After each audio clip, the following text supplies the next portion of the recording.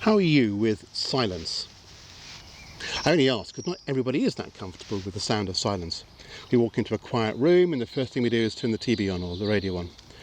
In meetings we're constantly talking rather than listening because no one likes silence in meetings.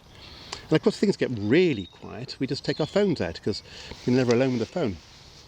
But the reason for asking is that I remember that it's 10 years since I went on a meditation week-long retreat.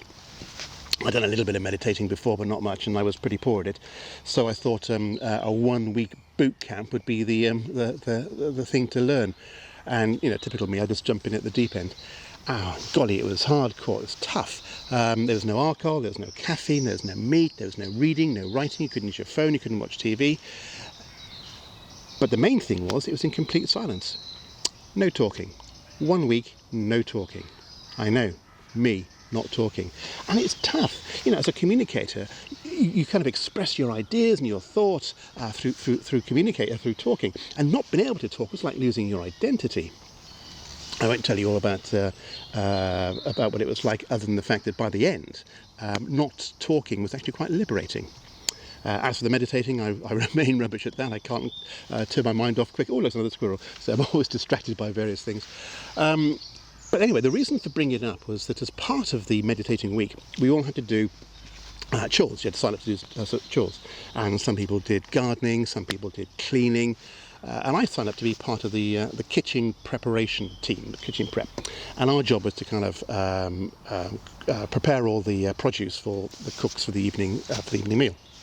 And the first day we turn up, and there's about 7, 8 of us, and get our aprons, and we do all the hand washing stuff. We walk into this big kitchen, enormous kitchen, big preparation areas, and stainless steel tops, and utensils hanging from various hooks and whatever. Big sinks, and on the work surface was just bags and bags of produce. So bag of potatoes, bag of carrots and whatever, and in front of every item bag was an example of what we had to create. So sack of potatoes, and there was one which had been washed, scrubbed and sliced. Then bag of carrots, washed, scrubbed, grated. So we got the idea that was our job to go from there to there.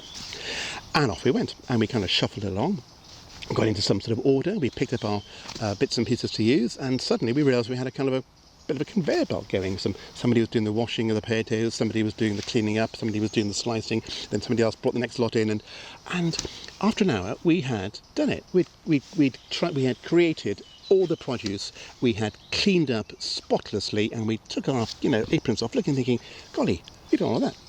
And by the end of the week, we were really, really very, very good. We were incredibly efficient, and we took a huge pride in what we'd achieved, and all in complete silence.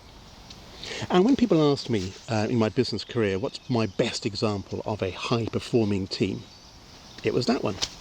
We had common objectives, we had high standards, we had no status or hierarchy, we shared tasks, we allocated tasks, we delegated, and we did everything in complete silence. So I think the moral of the story is that we all need a little bit more silence in our lives, and we stop talking every now and again. So rather than being on transmit, we give ourselves a chance to listen more, and to sense more, and to hear more. Very effective. Anyway, finally, I'd just like to say thank you to everybody who's made a comment about the hats.